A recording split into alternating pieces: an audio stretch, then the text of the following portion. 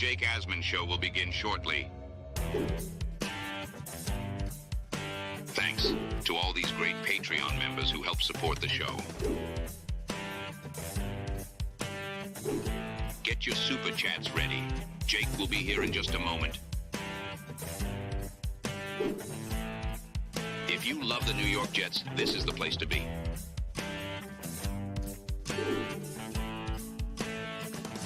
And now, the Jake Asman Show. In a wide-ranging interview on ESPN New York, Jets GM Joe Douglas set the record straight on several key Jets topics. He also addressed the giant elephant in the room when it comes to the pick in the first round. We'll talk about that and much more. It's the Jake Asman Show. So let's hit it and get it started.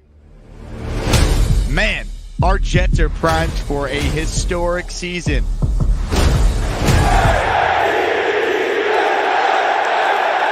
We bleed Jets green each and every day. This is not the same old Jets.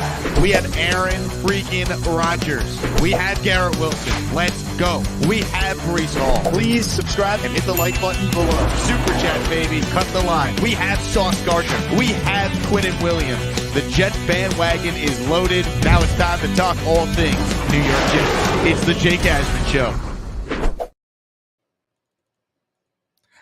Here we go, Jets fans. Welcome in, everybody. My name is Jake Asman. This is the Jake Asman Show. Hit that like button and subscribe to the channel if you haven't already, as we got a ton to dive into. But first, congratulations are in order. We're talking about an interview on 98.7 ESPN. Well, last week during our megacast, we did a giveaway, courtesy of ESPN New York, of a signed Garrett Wilson autograph photo. And congratulations to listener Justin Luciano. You have been contacted by the social media team at ESPN New York. They are going to get your information and send you the Garrett Wilson autograph photo. So congrats to Justin for winning the Garrett Wilson photo. He subscribes to my channel and subscribed to the ESPN New York YouTube channel. They're going to be doing more giveaways, so make sure you guys subscribe to ESPN New York on YouTube. Speaking of ESPN New York, Joe Douglas, a guest on DiPietro and Rothenberg earlier today, and Douglas, speaking for the first time since the conclusion of the draft, explained why the Jets ultimately went with Olu Fahsanu with their first-round pick. Yeah, we felt it was a really good tackle group. So you saw I went off with Alt going to the Chargers, and then Latham from Alabama going to Tennessee. And I think for us, there were still a lot of good blockers left. But with Olu, you're just getting a highly productive left tackle. That was a priority, someone that can play left tackle, and just his pass protection, his production, very little pressures, no sacks, like just a very sound pass protector and a very good run blocker, in our opinion. I know there's some public opinion that he wasn't a great run blocker, but he gets the job done at a high level and has gone up against a lot of good players in the Big Ten.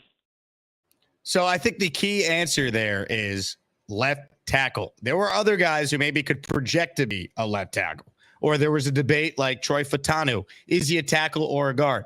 There is no debate when it comes to Olu Fahsanu on what position he plays.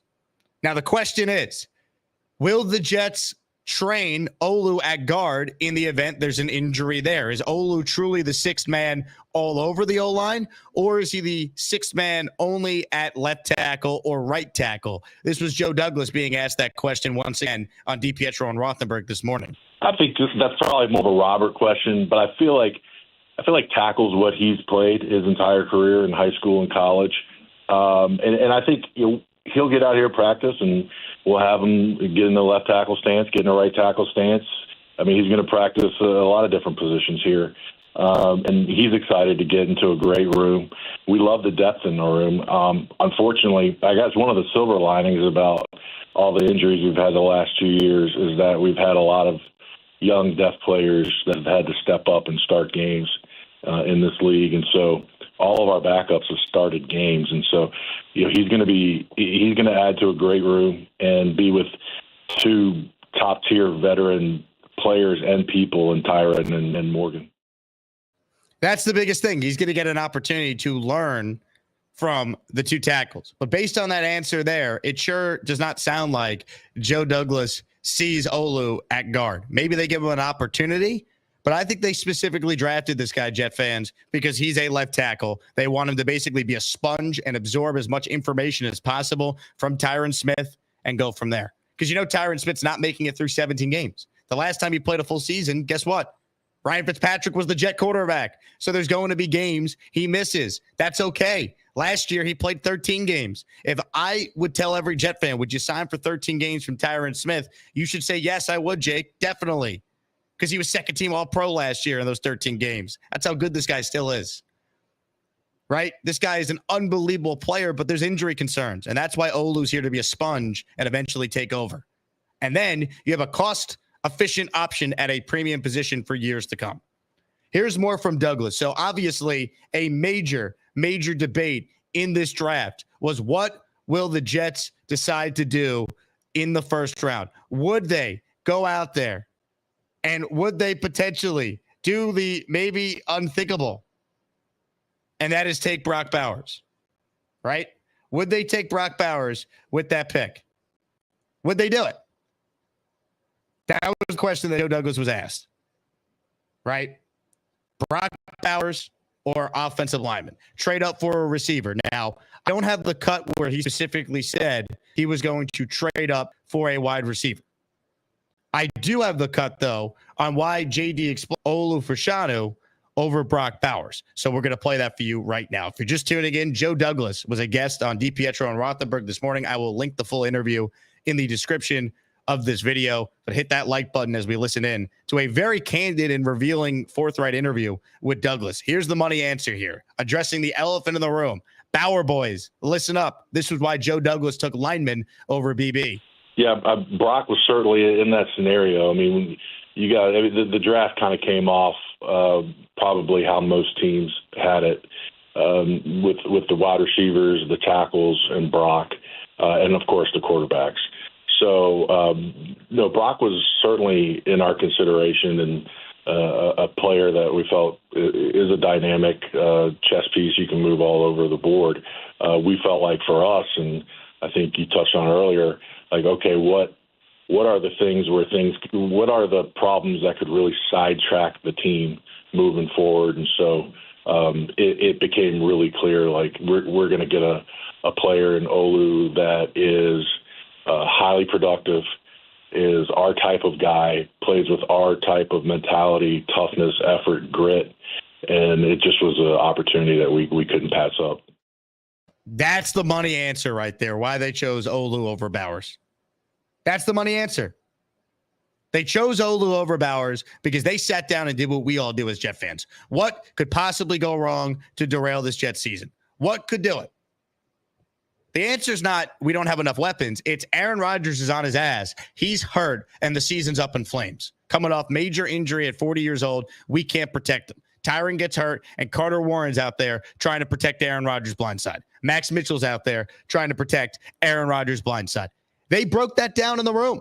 They liked Brock Bowers. I truly believe they did like Bowers. He's a really intriguing prospect. I get the appeal. But that answer from Douglas tells you all you need to know. They took Olu because when they weighed the pros and cons on what could derail their season, he basically just told you that in his words. When they broke it down, the answer was injuries to the O-line could derail our year. And by the way, I'm not saying they don't need another weapon or two. I think they do. I'd like to see them sign Zay Flowers, who got cut today. Or Zay Jones, I mean. I'd like to see them go out there and still try and bring back Corey Davis if possible. Tyler Boyd is still out there. I'd like to see them add another pass catcher. I'm on board with that. But Aaron Rodgers makes your weapons better. All right, Allen Lazard is not any good. Rodgers elevates him. We know this. We've seen this. Allen Lazard is not that good. Aaron Rodgers got him paid $11 million a year. Rodgers can elevate so many players. He made Zach Kuntz apparently look great on the scout team. Right? But what will derail the Jet season is injuries to the offensive line, and Aaron's running for his life. Breece Hall doesn't have ways to dominate games. So they made the smart move. You hear those comments from Douglas, and they 100% said, as much as we'd love Brock, we are in a position where we cannot afford to not solidify the O-line. And that's why they took Fahsanu. And you heard it there from Douglas. They did the pros and cons list that we all did on the show, that every Jet fan did in their group chat with their friends. Every conversation at the water cooler, Brock or O-line, weapon or O-line. And while the weapon to me, because Adunze and the other two receivers are too good to pass up, ultimately, I'm thrilled it worked out the way it did, where they got some extra picks and got themselves an offensive lineman. A true left tackle offensive lineman. And the other factor in all this that should be brought up is this, right? They picked up a third-round pick in this draft for next year. That third-round pick, you really need a weapon, Jet fans? You know what you do? You go trade for it at the deadline. The last time the Jets were a good football team, one of the biggest moves they made during that 09 and 10 run was acquiring Braylon Edwards in a trade. They also acquired Santonio Holmes in a trade, but that wasn't at the deadline. Edwards was in the middle of that 2009 season. Now you have the ammunition to do that. Not saying the Jets wouldn't have made a deal even if they didn't acquire an extra third, because they're all in this year. And more on that in a moment from Douglas. But he's telling you right there, we valued protection for Aaron over the weapon because we trust our scouting. We'll get a weapon on day 2. And he raved in this interview about Malachi Corley. He said they started trying to trade up for him around pick 45. That's how much they liked him. Right? He was a top 50 player on Daniel Jeremiah's board. It would make sense that Douglas and Jeremiah, who typically see eye to eye when it comes to pro scouting, it would make sense that the Jets thought, hey, this guy could go within the first 5 picks here. We better get in the second round. And they couldn't until they got all the way up to the first pick of round 3. But that answer there that I just played, why they took Olu over Bowers, tells you all you need to know. When they did the pros and cons list of what could derail our year, injuries to the O-line far greater than not enough weapons. Because I think they do have enough weapons. Because I think Conklin can play. Ruckert could play. Brees is actually going to be used out of the backfield because Rodgers is not a dummy and knows he could throw it to him. Garrett's Garrett. Mike Williams doesn't need to be rushed now that you have Corley. It makes sense. It makes sense. Now, one of the things that I think you can question about this Jets draft class is specifically on day 3, why did you take 2 running backs over doubling up on an offensive lineman, doubling up on another wide receiver? This was Joe Douglas explaining why the Jets ultimately chose 2 running backs on day 3. It's just how the board fell. We got together on Saturday as a group. We had the coordinators and our scouts, and we have a meeting, and the guys we put together a group of guys that everyone's excited to add. And so, I think if we would have had a small group of players, you would have seen us stay with our 3 4th-round picks and select. But we had a pool of players that a lot of people in the building were excited about. So we made a few trades. We were able to pick up a 3rd-round pick in next year's draft from Detroit. And ultimately, 2 of those guys that we were really excited about were Braylon and Isaiah, two young backs, highly productive. Prolific production in terms of yards and touchdowns. I was joking. I thought I was embellishing talking to some people last night that, these guys combined have like 70 rushing touchdowns. The real number is 85. These guys that combined have 85 rushing touchdowns in their college careers. So they're big backs. They know how to finish around the goal line. They're going to be really good special teams players. They catch the ball well. And in a perfect world, they're guys that can help us close out games in 4-minute situations with their size, their instincts, their toughness, their play strength, and their nose for the goal line. See, that makes a lot of sense. He brings up special teams, brings up closing out games, brings up the amount of touchdowns they scored, right? Their knack for the goal line. You can kind of see what they're saying, why they took 2 running backs. Day 3, it's a dart throw at that point. The coaches liked both players. Brant Boyer probably picked one of them for special teams abilities. We know special teams matters more now this year than previous years with the new rules on kickoffs.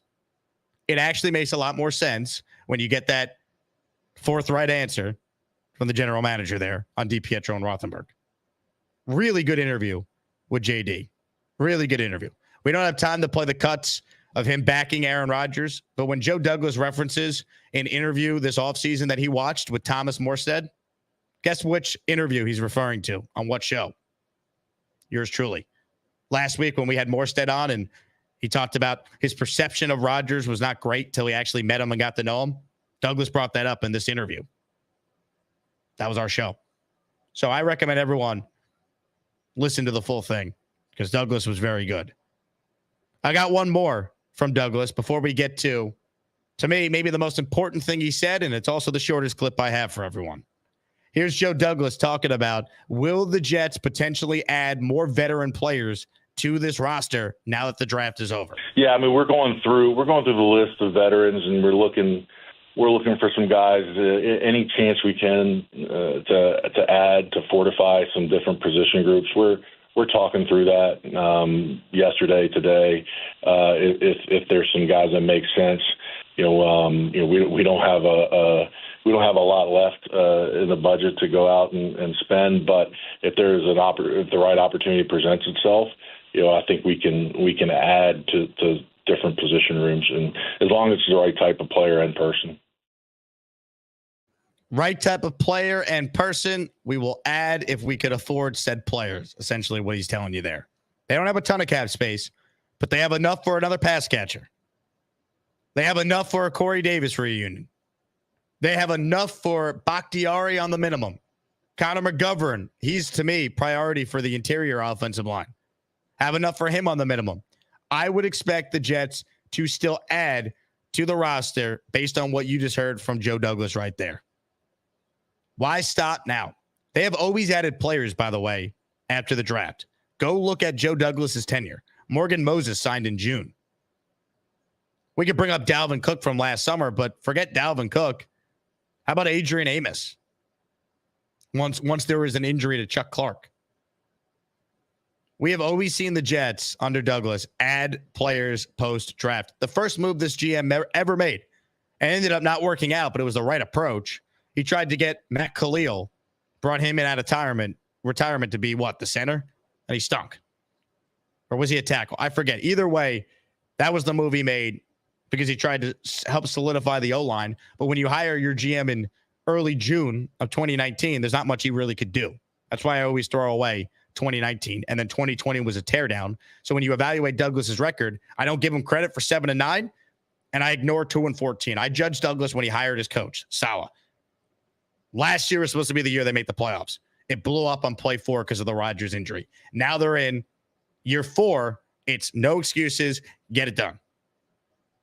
Right? They could have still made the playoffs last year despite the Rodgers injury if this GM was better prepared at the backup quarterback spot. And guess what? He learned from that mistake. Tyrod Taylor is now the backup. Speaking of expectations, this is the right answer from the general manager when asked about the pressure to win this year.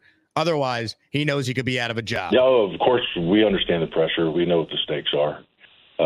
We have a good team, and we had a good team last year, and a lot of unfortunate things happened, and we weren't able to get it done. But yeah, of course, we understand the pressure in front of us, and we're ready, and we're going to control the controllables and try to go out and win a bunch of games this year.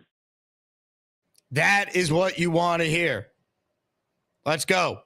We have a good team. They do have a good team. Name me the team in the division that has more talent than the New York Jets. Name me the team. You could try and name me another team. You're wrong. Remove the word Jets from the helmets, which would be a shame because the helmets actually look nice now. Find me the team with more talent. No excuses. Time to win. This GM did not have a good offseason a year ago after the Rodgers deal. I think he's done a nice job this offseason. In free agency, I don't know if Olu Fahsanu is going to be a great player. I don't know if Malachi Corley is going to be a great player. All I can do is judge a draft based on the logic. The logic of the picks makes sense to me. Protection, protection, protection. Get extra picks. Turn extra picks into picks for next year's draft you now could use at the deadline. Get a weapon people are high on. I don't know the intricacies of some of these day 3 guys. I like the logic with taking Jordan Travis, though. You needed someone in the pipeline. They got someone in the pipeline.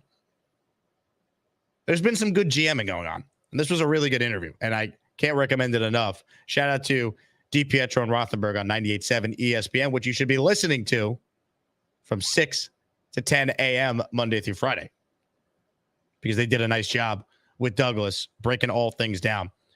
Loved what he said about Corley, and also loved what he said about Rodgers, how people don't know the real Aaron Rodgers, and talked about his strong relationship with him. And shout out to JD for referencing my interview with Thomas Morstead during the conversation. Hit the like button if you're just tuning in. Shout out to everyone who is a Patreon member. If you are a Patreon member, you got a chance to watch a Gator masterpiece before the general public.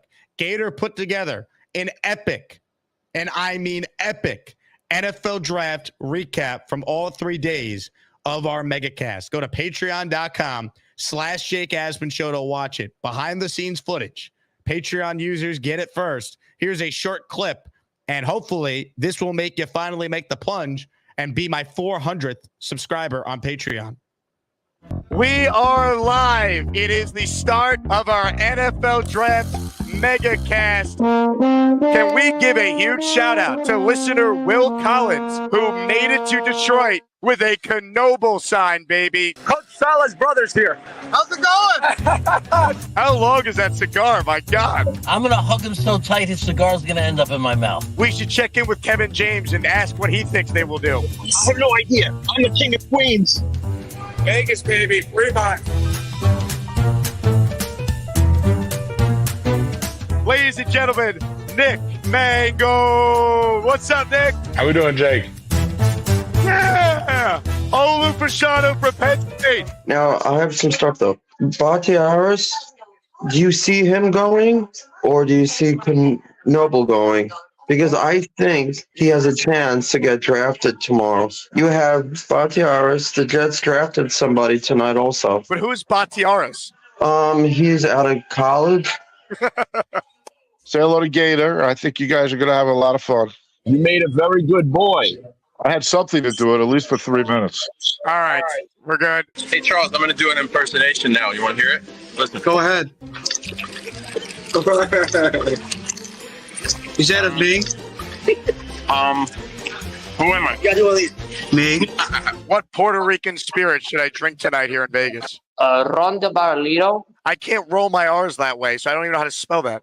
I posted a picture. Great to get dinner with Kevin James last night, and my mom thinks it's real. I haven't told her it's not. Wayne Corbett. Wayne, thanks so much for the time tonight, my friend. We got a Jet fan who's watching our megacast, and look what jersey he's wearing. Dude, he's worn that a couple times. Yeah. Michael Lasso. Came back from work, and I always wear this underneath my suit. I always got the Rodgers jersey Let's on. go. So, you know what I mean? Gary, what happened? No, my headphones, everything. I knocked everything off. Can you hear me okay? Oh, we hear you, Gary. Jets are moving up. Yeah! There we go! Let's go! There we go, boys! Watch this guy's highlight tape. Is he awake? V-Man, wake up! What's up? What's up? Well, hello there, Jake. Can you say Bruce Hall? Really? Bruce Hall. A new segment we introduced called Bobby Reads the Super Chat. I brought my girlfriend home to meet my family. Everyone likes her except my wife. Oh, crap! A lot of times when Joe Douglas makes wild moves, we hit the Joe Douglas music.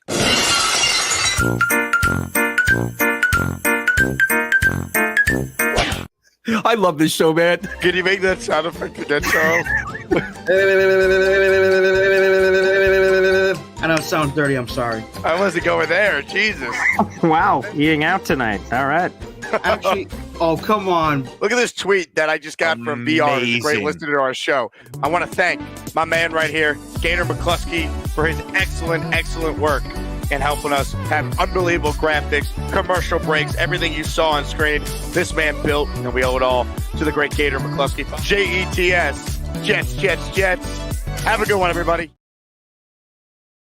Watch the entire video on Patreon, patreon.com/Jake Asman Show. Shout out to Gator for the edit. I mean, I watched the whole thing. It's about 15 minutes long. Played you about 3 minutes there. It is epic. So check that out if you want bonus content away from YouTube. Comments, questions, super chats. We'll cut the line. Today's Jake Asman Show is indeed presented by my friends at Huga House. Get the hat Aaron Rodgers always wears. HugaHouse.com. HUEGA house.com. It's pronounced Huga. And then use promo code Asman at checkout. You will get yourself 15% off. You buy one hat, you get the second hat 30% off. So rock the hat that I'm wearing on the show all the time, that Aaron's wearing, Shane Gillis, plenty of other Jets players, and a whole lot more. Check it out, HugaHouse.com.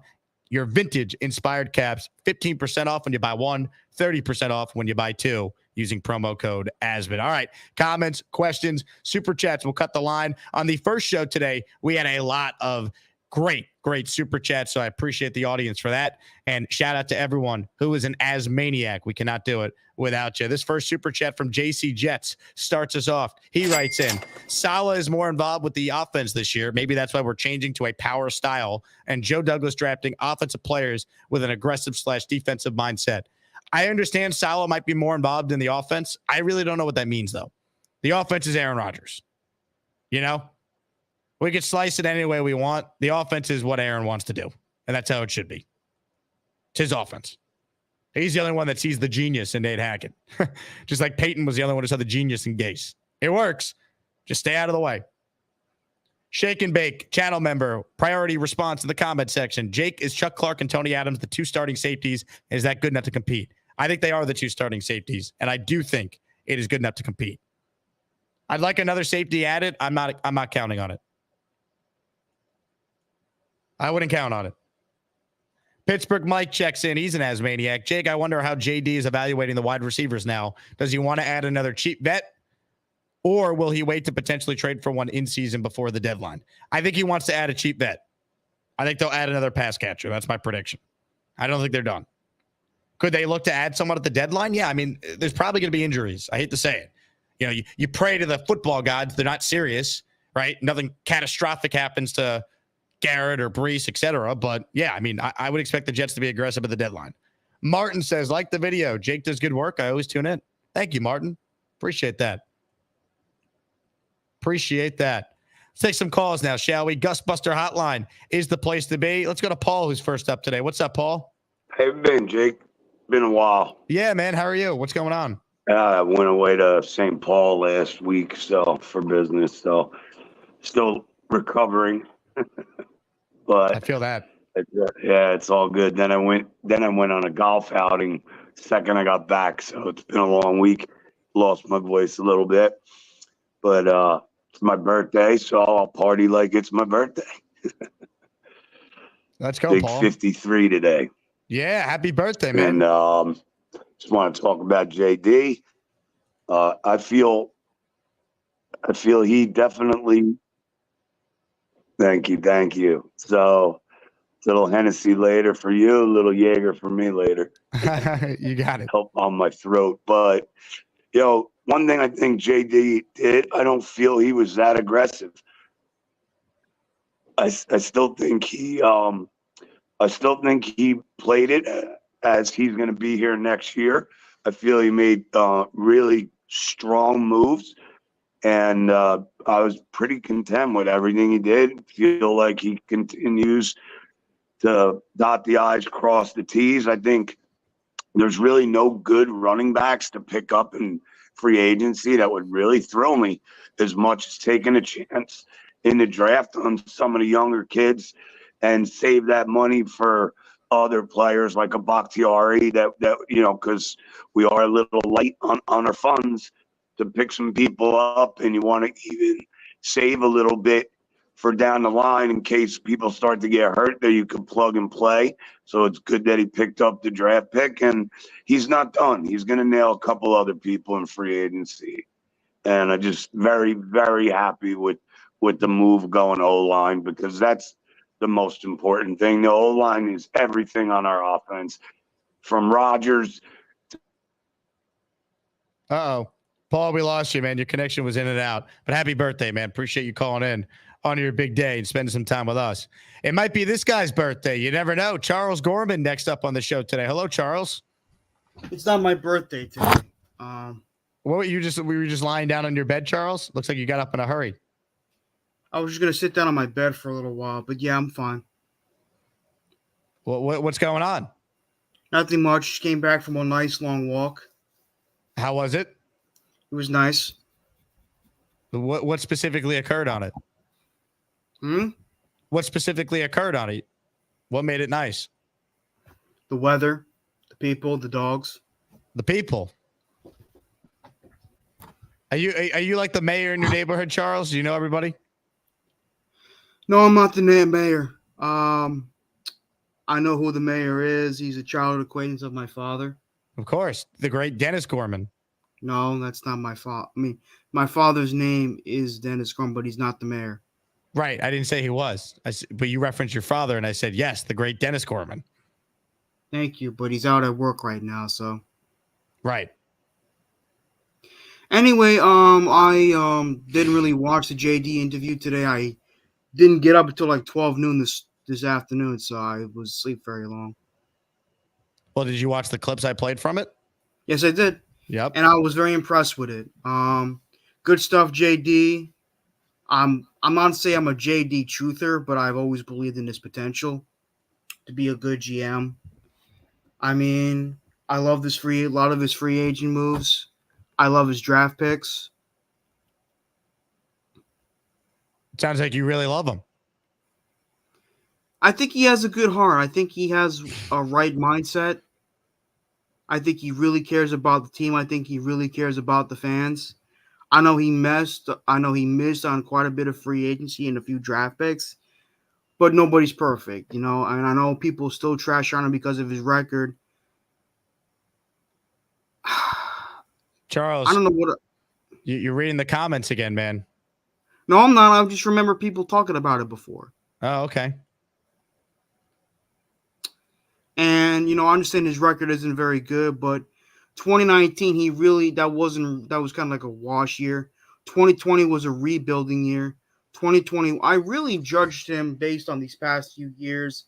And while I think he's done some good moves, I think, you know, he's just trying to clear some of the clutter that was left behind previous general managers, especially John Idzik, Mike McCagnon, and Mike Tannenbaum. And I do think he has a great taste and talent. I think I know that's not saying much, but I do think he has a great taste and talent, i.e. getting us Elijah Vera Tucker. You know who also has a great taste and talent? Who? King Lowski. He writes in, I need that damn chicken soup, Charles. I need some of your mama's chicken soup. How about this? If Joe Douglas asked for the recipe to your mother's chicken soup, you'd provide it for him, right? Probably. Right. So Lowski is an extension of Joe Douglas. Nobody represents the fan base like Lowski. But I don't know where he lives. My mother doesn't like me giving. I can connect you to. Hey, Charles, I need some more of that chicken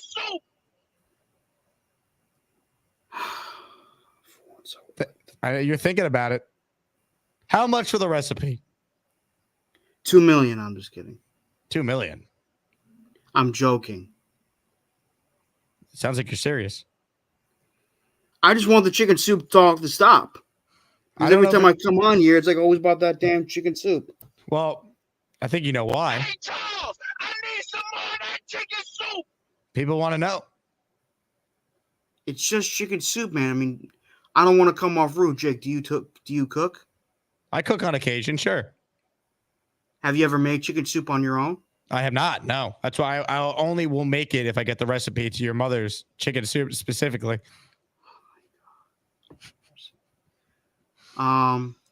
Look, as I was saying before I was being interrupted, I think Joe Doug has a better taste and talent than our previous general managers. As I was saying, Elijah Vera Tucker. I know Michael Carter, the running back, didn't really work out long, but he is a talented player.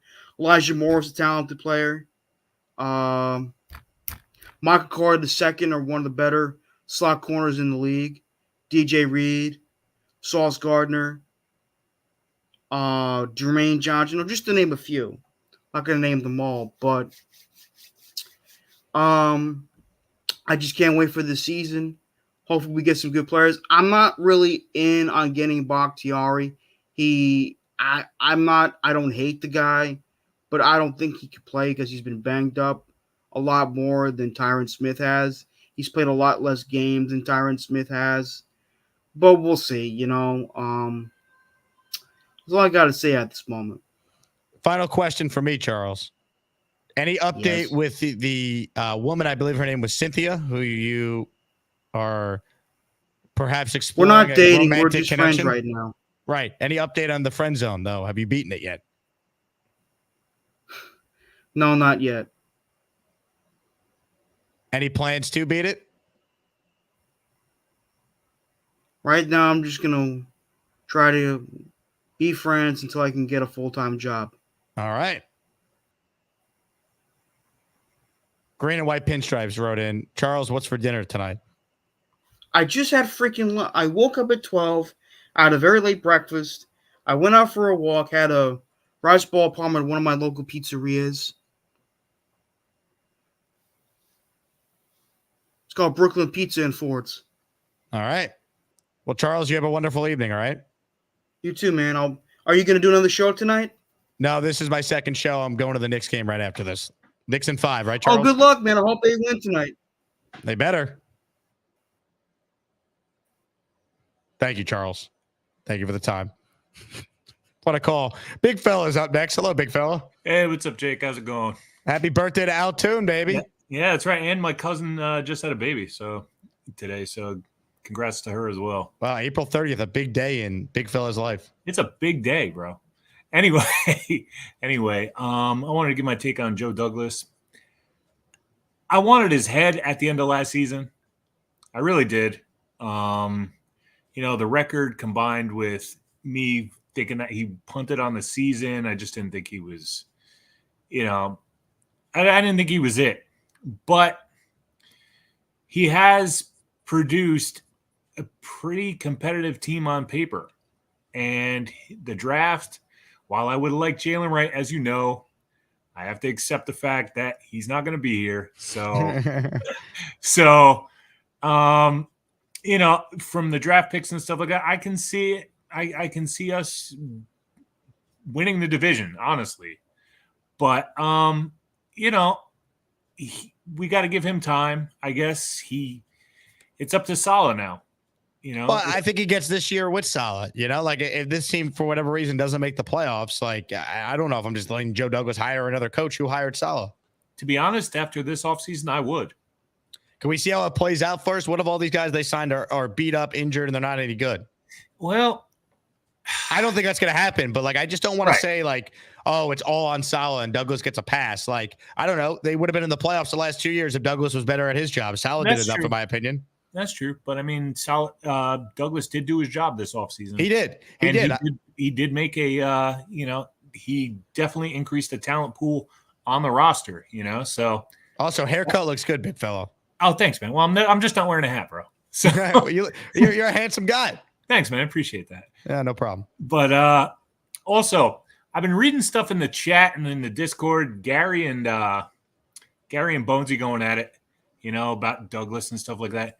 Just keep it civil, right? We're all on the same team. We're all going for it. I haven't been on there a lot today. I just posted the Patreon link for the exclusive Vegas recap and the start times. Is Gary just driving everyone nuts again? Well, Gary's he's saying that Joe Douglas is incompetent and stuff like that, and Bonesy he's calling him Joey Three Legs. So it's like. So it's they're back and forth, but don't get personal with each other. Keep it to the Jets, and let's keep it moving because, we're all on the same team, and let's get it. Let's get this playoffs. Let's get this Super Bowl, and let's win it. Come on. The only thing I could add to that, big fella, and that's well said, is sometimes knockouts don't matter. Knockouts don't matter if you land enough jabs. You can give him. Gary's is driving everyone nuts, man.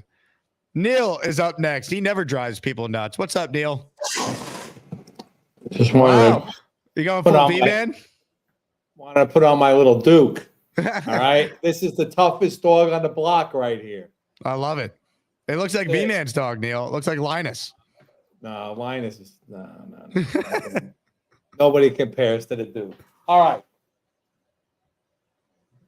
I have a gift for everybody. I want everybody to go on their Caesar's book, sports book, DraftKings, the one you sponsor. What's it called? It's not a sports book, Underdog Fantasy. Underdog Fantasy. I don't think they'll do it here, but the Jets are currently to win the AFC and get to a Super Bowl where everybody will be in New Orleans. The whole Asmaniac crew can be in New Orleans and afford the Super Bowl if they do one little thing. It's not a little thing. It's a big thing, okay? I don't know. I'm sure everybody in the chat, 80% of the chat, spends $1,000 on sports betting during the course of a year. 200 here, 500 there, 100 here, $50 there. Before you know it, you spend $2,000-$3,000. Do me a favor. Take $1,000 and bet the Jets to win the AFC. Neil, not everyone has $1,000 just to shell out right now. I'm just telling you. Borrow it. $14,000 to win the AFC. $14,000 to win the AFC. That $14,000 will pay for your Super Bowl ticket and pay for you to get to New Orleans with the rest of us in our party week in New Orleans. That's what you need to do because Rat did it. He put 100 back in Vegas on that bet. He's got to put 500 minimum. That's 7,000. You got to have at least. What do you think, Jake, a Super Bowl ticket's going to go for in New Orleans? It will probably be the most expensive Super Bowl ticket of all time because it's the Jets, it's New York, it's this fan base. Seriously, it probably will be the most expensive Super Bowl ticket ever. That stadium doesn't hold a lot of people either, does it? It doesn't hold like 80,000 or 90,000. It's not that big a stadium. I don't know. So, you got to figure it's going to cost at least $5,000 to get in the door with a decent seat. Would you say that's accurate? At least, probably, yeah. All right. So, 5,000 plus 2,000 for the trip and all the goodies, and you have a little casino. I'll tell you what. If they are actually there, even if people can't afford the game, I've been lucky enough to go to several Super Bowls in my broadcasting career, and I was there this past year in Vegas. Fans of the team still go out to the city where it's at and just party all week and hang out, even if they don't have a ticket to the game. Right. Okay. Like it's still a great experience. Like also it's New Orleans, so who wouldn't want to, a week trip to New Orleans? Can you imagine the Jet fans taking over that city? It's 83,000 capacity according to Jay for that. My favorite building. restaurant, Galatafiore's in New Orleans. I've been to New Orleans a lot of times. It's fantastic. The food is fantastic. You got I've stayed at Harrah's. It's a great. The French Quarter's great. We could have a party there that's going to be second to none. We will. I want everybody to be there, and we will take over New Orleans, and we're going to have the week of our lives. With all the Super Bowl hoopla and the Super Bowl week before and all the stupid stuff that goes on with it, everybody make your bet, man. I'm telling you, even 500. Anybody could afford 500. Just don't bet anything else. Take that sports bet it, and don't do anything for a year or 6 months. Get the hell off because you're going to lose anyway. Just forget betting. Just put that bet down as insurance. And look who's ahead of us. The Chiefs are plus 350. Ravens 480. Buffalo 700. Cincinnati 700. The Texans are 700. That's not a big payout for any of those teams, and we're better than all of them. We are 1,400, which is the same as Miami and the Chargers, for Christ's sake. You really think the Chargers are going to win an AFC rather, and be a representative in the Super Bowl? Why? Because Harbaugh showed up? Okay? Now, the same thing with the Dolphins. They're taking a step back. The Bears taking a step back. Every team sucks. We have the roster. Let's do it. Neil, thank you. 13 points made. I know. You want me to shut up and jump out this window?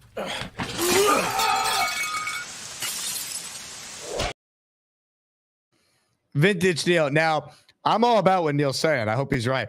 My one pushback would be to play devil's advocate is Jets have not been to the Super Bowl since, and Neil, you remember this, January of 1969. So that'd be my one pushback. But I hope you're right. Michael says, Neil, call 1-800-GAMBLER. Gator says, Neil, what about the curse? I love it. Neil's positivity is incredible. It's amazing. Neil was at the AFL championship game in the 68 season. That's how far back he goes with the Jets when his dad took him. And he's still that positive. The best. Ladies and gentlemen, from Neil to Phil. He's up next. What's up, Phil? Yo, what's good, man? Neil is from like the right side of Nassau County where the money's pretty good. With all due respect. Let me tell you something. Neil works hard for his money, though. He's a phenomenal salesman at what he does. Yeah, listen, I mean, that guy, he's living, bro. I'm not even gonna lie to him. That is hilarious, though, that the Chargers are right next to us on that betting odds. That is because people don't believe in the Jets. It's the Jets, same old Jets. That's why it's funny. It's like if you remove Jets from the helmet and just look at the team, are they not one of the more talented teams in football? That's how you got to look at it. We'll have Chris Canty on our side instantly. He'll be like, the green monsters? I don't even know what that is. We'll take that too. This is a cancer that's metastasized throughout the entire building in Florham Park. And I don't know why Jets fans can't see it. Yeah, exactly. 1,000%. 1 fucking million thousand percent. Excuse my language. Yeah, you know what? It was, I don't know if it was O'Leary earlier today, but somebody was breaking down how MVS could be an option with that extra money floating through the season because he's that field stretcher and opens everybody else up on the offense. I would be like remiss to say like that's the worst option. I'd rather not Tyler Boyd because to me, like certain options like Tyler Boyd, you got to feed him some bit. I think he's leaving Cincinnati because he knows he's not getting fed enough. MVS, he's not going to cry about only receiving maybe 3 throws his way during a game if they're home runs. MVS makes sense. He's a veteran. Yeah. He could play all around the field. Yeah. I mean, I don't hate it. Like he's better than doing nothing. I'm not in love with him, but he wouldn't cost you much, so I don't hate it. I would. So it was something that got me, that day with the JFM trade. Why didn't we explore Lazard? Or is it that big of a favor for Aaron at this point because there's no Cobb right now? Like no, even somebody, you can't move him. Look at his contract. It's favorable in a sense of how much it's worth per year, but yeah, the length of it, right? What is another 3 years? So it's not even favorable though. It's $11 million a year for a guy who was a healthy and active for 3 games. Like it's crazy talk. He's not worth it. Phil, Lazard was terrible last year, man. If they could get rid of that deal, they would. They're going to cut him after this year. He's got 1 year left of guaranteed money left. Salah said it out loud last year. Yeah, he's just riding the bench then this year. I mean, with the exception unless Aaron revives him and he could prove himself. But someone said, I forget what guest said it on my show. It might have been Robbie earlier today. He's like, the first practice of training camp, you're going to see Lazard out there with the starting 11. And I say, F that, man. Put Gibson out there. Gibson earned it over Lazard based off of last year. I'd rather see Brownlee. Brownlee too. Let's see if Lazard wants to start, earn it. Go win the job, buddy. You were once upon a time an undrafted free agent receiver. Go win the job and prove yourself again. Yep, 100%. Phil, good call, man. Thanks. Hey, big time super chat here from Dre. Let's go Knicks, baby. Good luck to the Knicks. Much love to the Asmaniacs. Dre, with that $10 right there, I'm just like another $15 away from being able to afford a beer and a hot dog at MSG tonight. Let's go Knicks, baby. Cheers to you, my man. Knicks in 5. All right, let's get back to the calls right now. A lot of people want in on the conversation. Ladies and gentlemen, we bring on everyone's favorite heel. No, it's not Hawk. As Hawk notes, Gary took a page out of the troll handbook. Ladies and gentlemen, we bring on Gary. Hello, Gary. What's going on, Jake? Let's go, Knicks. Let's wrap this series up. Let's end it tonight, right? I thought you were a Nets fan. Wait a second. I am a Nets fan. I don't hate the Knicks. I'm cool with the Knicks. And I'll tell you what, if Jericho Sims plays at least 15 minutes today, the Knicks will win. That's a Longhorn right there. One of my all-time favorite Longhorns. Also, did you see who the Knicks signed though before the game to a 10-day? Did they sign someone? No. Yeah, I'm shocked you didn't see this. You're so plugged into this stuff. You really didn't see it? I have no idea what you're talking about. No. They signed Brock Bowers. Did somebody say Brock Bowers? And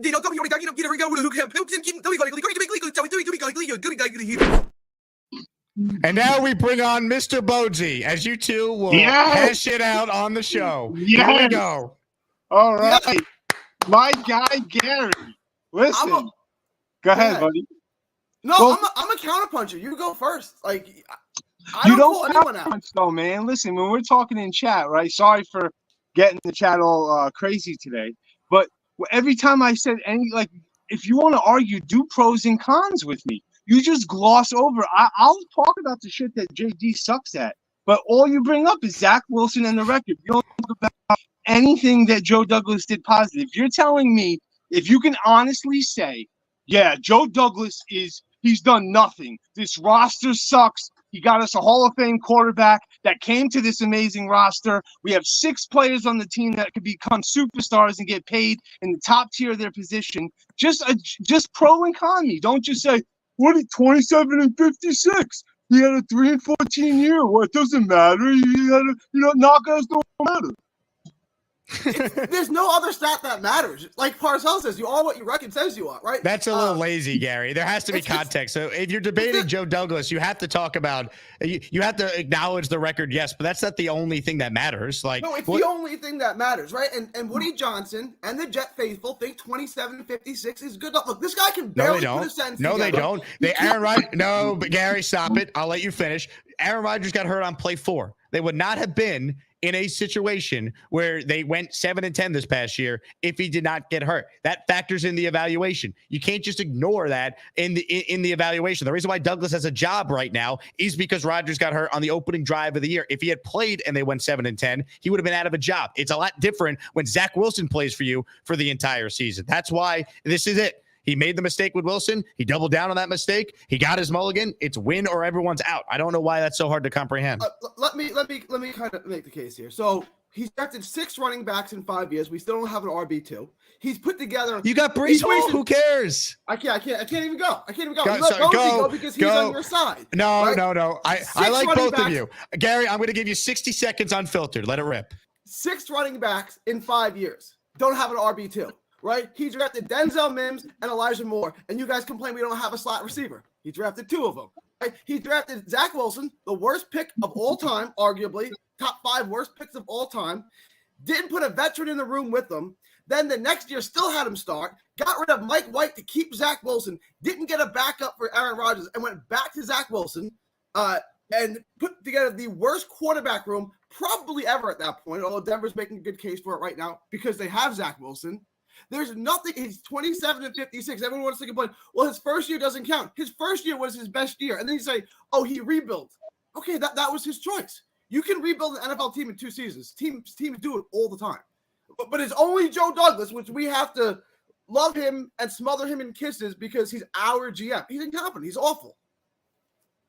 Bonesy, please respond. Dude, all right. For starters, Joe Douglas has made a roster that's talented enough to bring in a Hall of Fame quarterback. Okay?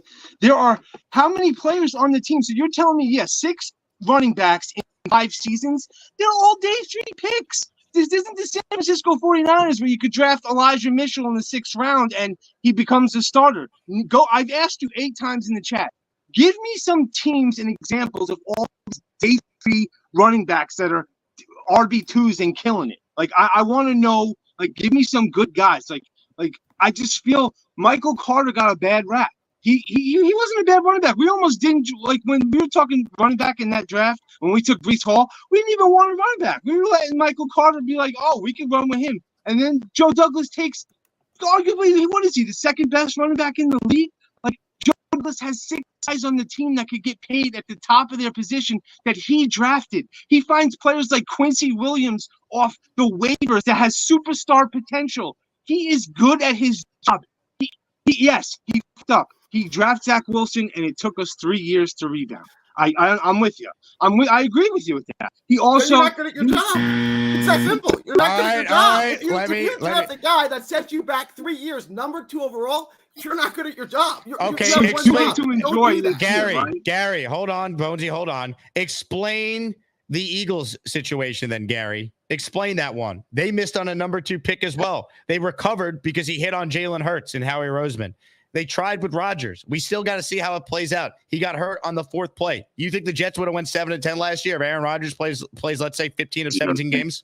No, and you got Aaron Rodgers, but that's like saying. But no. That's not like saying that. Other than that, Mrs. Lincoln, how was the play? It's a pretty big deal. All right, they got one of the greatest quarterbacks of all time. He lasted 4 plays. We didn't get to see it. That's a big deal. Gilbert and Dave Griffin are genius basketball minds because they got LeBron James to come to Cleveland. It's like, okay, no, Gary, there is a prerequisite to winning in the NFL. You either have a quarterback or you don't. Joe Douglas is drafted better than Nick Caserio, who's the Texans GM. The difference is Nick Caserio got C.J. Stroud right, a guy who he didn't even truly want. He wanted Bryce Young, had him rated higher than C.J. Stroud, whereas Joe Douglas took Zach Wilson. That's the difference, Gary. So when you talk about the record, this and that, there's a prerequisite. You either have a quarterback or you don't. Zach Wilson's not a playable quarterback. Does Douglas deserve criticism for that? Absolutely. But that doesn't mean you ignore everything else he's accomplished since he's been here. When was the last time the Jets have had a roster this good? I ask you that question. This may 98, but this may be as good as that. Like the only other roster that's as good as so why are you trying to fire the guy? That's what Gary. You just said 98. It's been 20 years, my guy. The 98 team. The 98 team was loaded. It was nothing wrong. It was fantastic. I'm just saying how long it's been. We've had this type of homegrown talent that we drafted, we picked off waivers, we got in free agency, and then on top of it, just like Jake said, if you can honestly say that last year with Aaron Rodgers that we would have been worth 7-10, we would have been 11-6 at the least, and we would have all been grabbing his third leg and pulling on JT, getting us a Hall of Fame quarterback that's going to change our lives forever. Well, when you invest in a 39-year-old quarterback, right, it's important to get a backup quarterback. I agree. And I would kill him for that, Gary. But the one thing I would add is he at least has now signed a legitimate backup quarterback in Tyrod Taylor. The Wilson thing's a big mistake. I think you could argue it could have cost him his job. I think that is a fair argument. But I think what we cannot argue is you're saying like he's terrible and you only look at the record and that's the only thing you judge him on. Like that's just not objectively true. Like you have to look at all the context, why the record is what it is. The year 1, the 7 wins he got, I don't give him credit for that. He inherited the team in June. Then I throw out year 2 when Gase was his coach and they were tanking. They went 2-14 because Gase got him the job. He couldn't fire Gase. Oh, so he was connected to Gase until he then hired Saleh. Judge him on the last 3 years, and then I'm judge him on the 4th year because he could have fired Gase after the 1st year. He didn't hire Gase. No, I didn't hire him. I could have fired him. He couldn't fire Adam Gase. 9 that year and went on a crazy run that saved Gase's job. Yeah. Okay, so 7-9. He did good his first year with that wasn't good. They got hot at the end. We played some bad teams. Gary, they started 1-7 that year. He couldn't fire Gase after 1 year. Gase got him the job. They had to go through year 2 with Gase, who's an offensive genius, who's going to have Darnold take a huge step in year 3. They fell flat on their face. Then they tanked. They didn't do it properly. They finished with 2 wins. The rest is history. He then hired his coach. Last year was supposed to be the playoff or bust year. Then Rodgers got hurt on play 4. So it's a redo of last year with now hopefully a better team, and they learned from their mistakes. I don't get what's so complicated. Okay, so I'll just kind of ask this question. It's been 5 years, right? 6-5. We'll call it 5 years for Joe Douglas. How many rebuilding years do you need to build one winning team? Gary, we all know what the big glaring issue is, and it's because he invested in Zach Wilson. It was a problem. I agree. Joe Douglas dropped the ball on that. We gave Zach Wilson way too many chances. He ruined our look what happened. Even if we had the year with LaFleur and we had Mike White and Johnson and all these guys that were all when Joe Flacco throwing touchdowns for 300 yards. It was Zach Wilson that ruined a lot of Joe Douglas' success. He put together some decent teams that were glaring holes at quarterback. So, and you were trying to let the guy learn. You were hoping that his talent was he can't read a defense. We understand it. That's why he's gone off the team. But that's what gets me upset is when you give the lazy take of 27-56 and, it's just like, dude, I understand it's terrible. 27-56 does suck, but look at this roster. You don't deserve to enjoy this year if Aaron Rodgers is healthy and what's going to happen because of the hate. You don't get to enjoy it. Look at how much you hate on Jimmy. I call this show every day and say AFC East is good. It's only a stepping stone. This is a Super Bowl team. You talk to me like I'm JJ or I'm Allen and I hate the team and I think they suck, right? I don't. I call every day. I say, Jake, don't I say this Super Bowl team? It's Super Bowl bust. This is the best roster in the NFL. I say it every day. How could you say he's a terrible GM then? Right. It doesn't make Gary. You lost. Hold on. Here would be my thing. I'm going to leave it up to the Asmaniacs to decide. I ran the poll. Who's winning the JD? There's an objective poll. What do you mean? We call it how it is on this show. People can vote in it. But here would be my thing to you, Gary. When you said the Jets might have their most talented roster since '98, then why are you firing the general manager who put the roster together? The issue was quarterback. They solved it with Rodgers. He got hurt. They didn't have a good backup. They now fixed that with Tyrod. Like, I don't understand what your issue is. They have sucked because they have sucked at quarterback. The Texans sucked, and then they got Stroud. Now they're one of the favorites to win the Super Bowl. It's not that complicated. Bill Belichick's the greatest ever. He couldn't win without Brady. You either have a quarterback or you don't. We make football way more complicated than it has to be. There's two types of football teams in today's NFL. A team with a good quarterback and a team without one. If you don't have one, you have no shot. You could say, oh, well, what about the Steelers? Great. Have fun losing in the wild card round every year when you play a good team with a good quarterback. It doesn't matter. You can't win a Super Bowl without a franchise quarterback. They had Aaron Rodgers for 4 plays. Douglas, I think outside of Zach Wilson, overall, while not perfect, has done a decent job. So I'm not firing the guy right now. Mekhi Becton, Denzel Mims, that's a first and second round pick.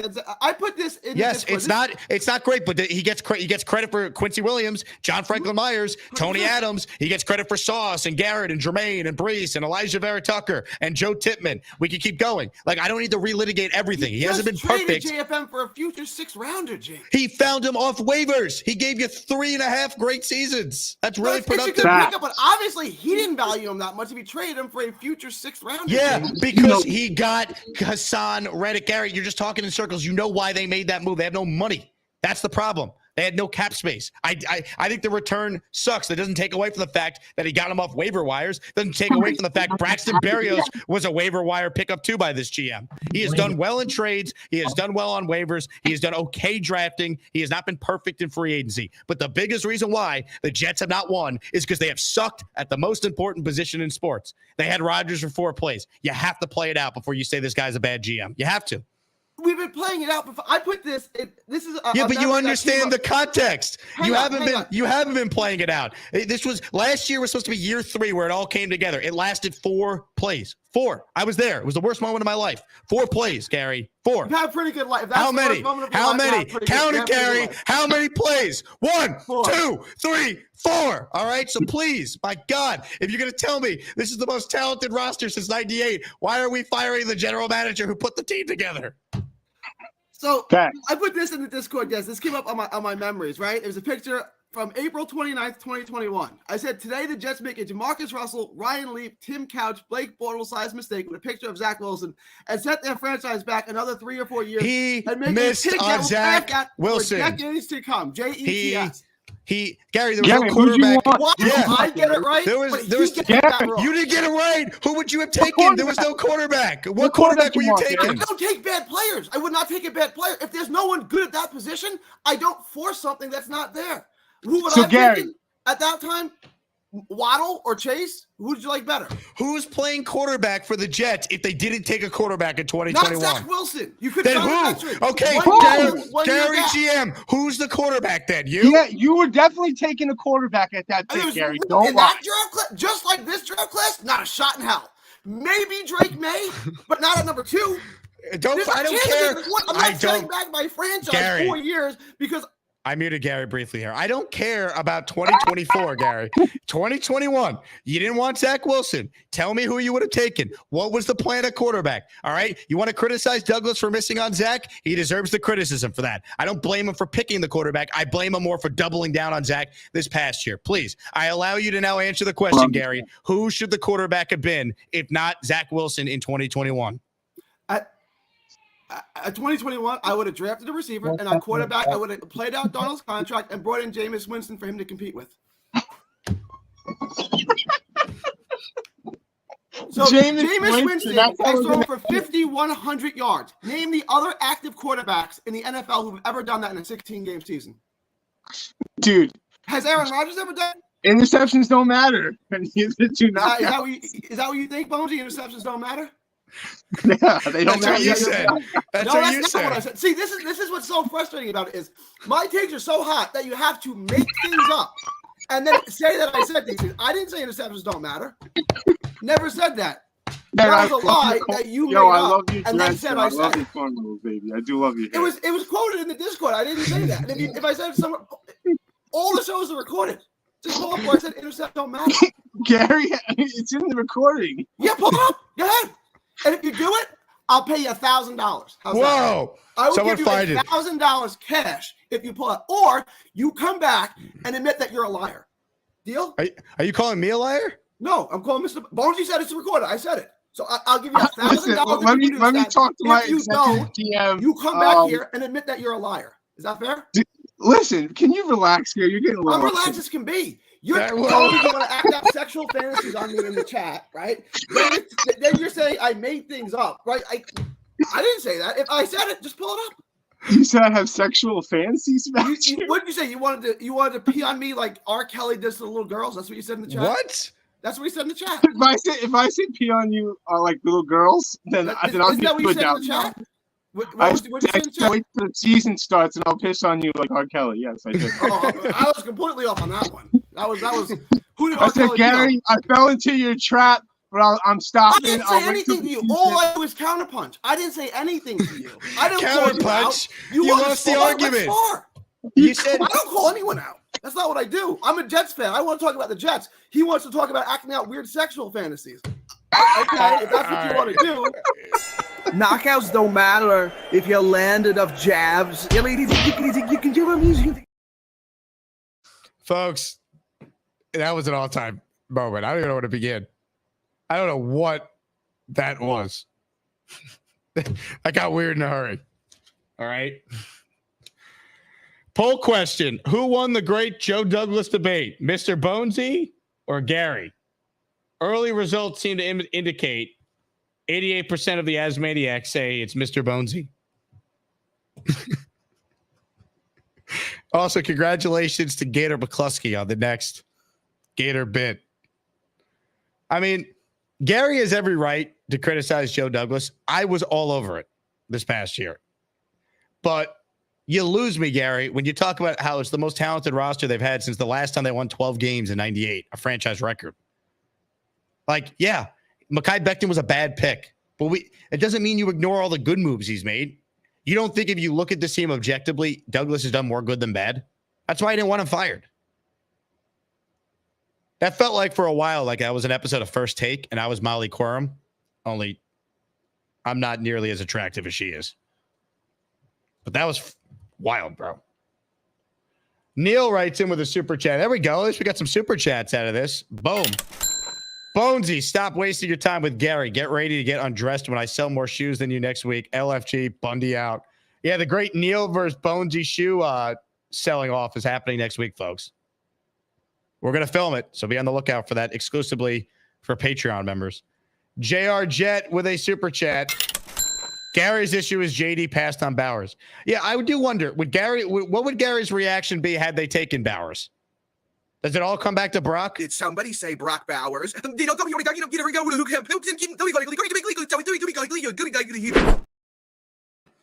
Gangrene using his free super chat for being an Asmaniac. Big fan of the content, Jake. Finally joined on Patreon. Boom. Welcome aboard. Shout out to our most recent Patreon members. Noah Fox, that must be you. Welcome aboard, Noah. We got you on Patreon now. We also have, Bobby Midnight, who re-upped his membership. Kareem Muhammad, our three most recent Patreon members. We're just 3 away. If you want the behind-the-scenes Vegas video, it's already up on Patreon. Proud NY Jet fan writes in. Shout out to Nick. Like this if Gary doesn't deserve airtime. How many likes does that have?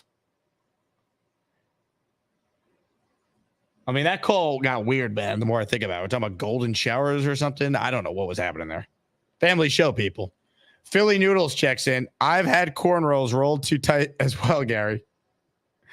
I like Gary's corn rolls. More calls right now. I mentioned this guy's name. We got to bring him on now. Bobby Midnight. Bobby, talk some sense into the people. Yeah, well, especially Gary. I think he's full of hot air. I think with his mouth, he could blow up a hot air balloon by himself. He just likes to be on camera. Look how long he's been on camera for. Longer than I can be. He's been on the camera for like 15 minutes already with his mouth. Mr. Bonesy won that thing. Gary got punched in the head too long. I think. Is he a real boxer?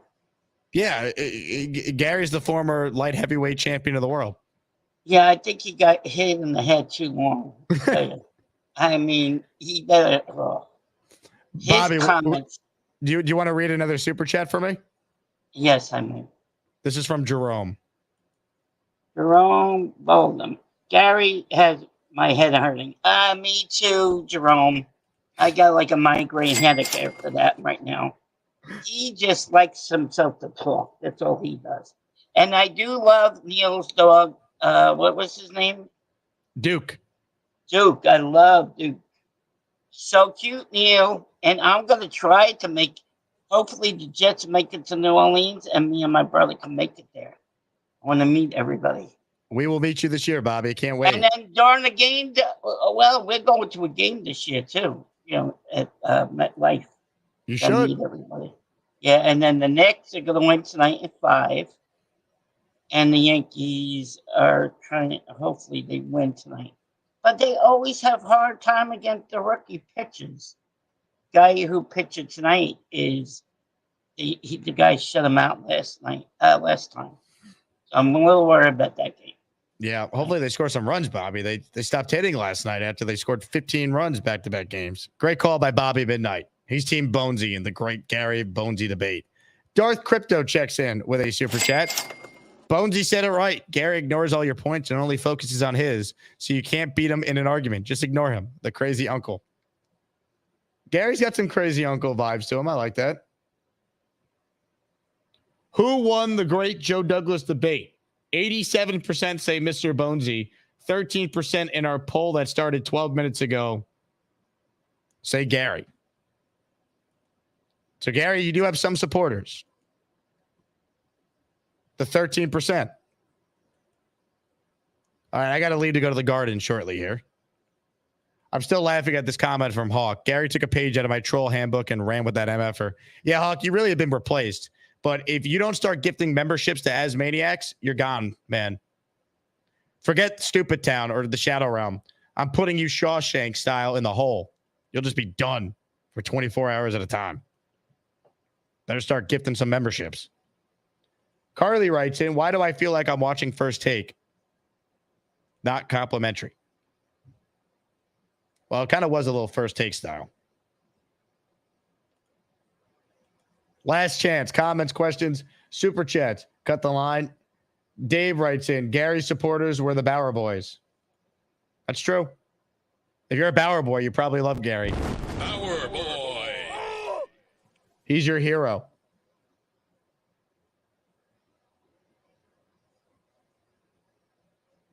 Priest on a plane writes in. Can you, it's actually Scott Foster's comment here. I don't know. I clicked the wrong button. Can you imagine if Jameis ever throws a touchdown pass to Bowers? I think that's the moment Gary's heart will combust. Jameis Winston to Brock Bowers.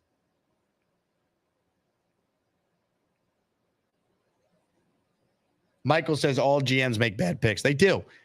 No GM bats 1,000. I'm not exonerating Douglas. I've been as big of a critic of as any one of him. If you watch this show, I think he gets way too little blame compared to the criticism Saleh gets.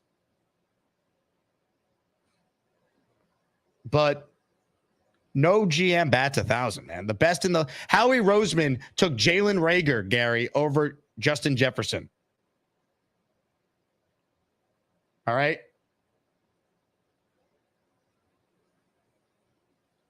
Also, speaking of Mr. Bonesy, I'm having a camera issue, so I'm not using my normal camera, but let me try and show the people here.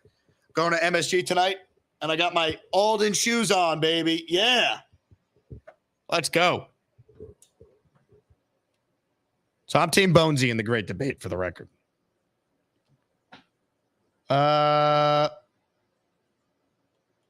Noel says, I was a fan of running it back with Darnold that year. What was your stance back then? Trade him and draft the quarterback. Sam wasn't the guy.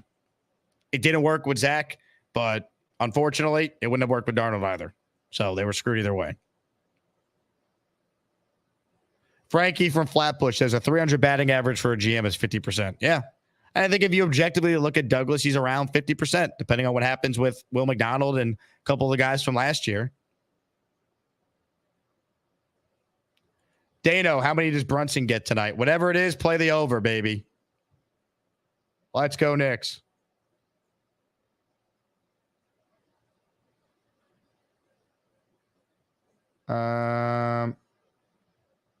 Priest on a plane writes in, what's Stupid Town? You new to the show? Stupid Town is a place where we send people who say asinine things.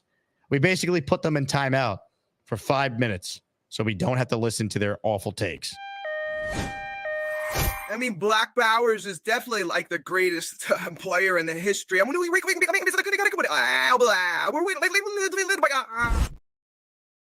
No specific reason why I picked that clip to use as an example. All right. That's going to do it for me.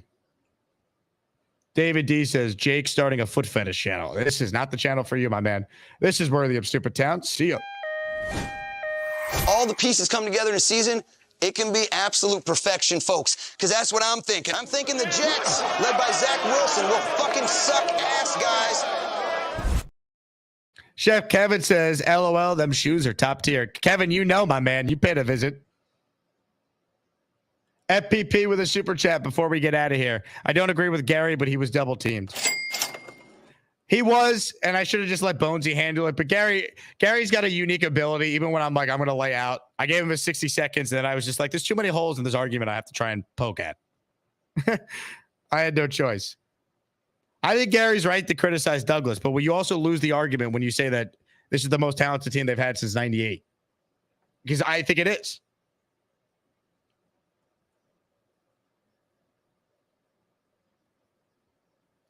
Big guest announcement tomorrow. If you're on Patreon, aka Discord, you already know this. Rich Cimini joins us tomorrow morning at 10 a.m. Actually, let me check the time. Might be earlier than that. Rich Cimini joins us at 9 a.m. Eastern time tomorrow. So I appreciate it. Shout out to all the Asmaniacs. Appreciate everyone who tuned in. Shout out to our listener of the Garrett Wilson signed photo. If you're just tuning in, Justin Luciano, you're the big winner of this, the signed Garrett Wilson photo, courtesy of my friends at ESPN New York. So welcome, welcome, welcome. Congratulations. And this will be mailed to you in the coming days. Check your social media. As I was told, someone from ESPN New York contacted you already. I end the show by saying the following. Knicks in 5, Islanders in 7. Knicks in 5, Islanders in 7. Thanks again to everyone for their support. My name is Jake Asman, Jets, Jets, Jets, Jets. Please like and subscribe to this channel before you go. I truly appreciate it. Talk to you guys soon. Go Jets. Dolphin fans, are you really feeling like this team can compete with the Jets this year? Our only hope with the Jets is hoping Aaron Rodgers is for some reason done lost it. The Jets are loaded. They don't have a single hole on the entire roster now. A single hole. They just like, hey, we having fun. We getting depth for the future. Like, they're building for the future with a roster that's complete, with no hole. And they already got a little depth. Y'all the future. Y'all just gonna have to sit back and chill.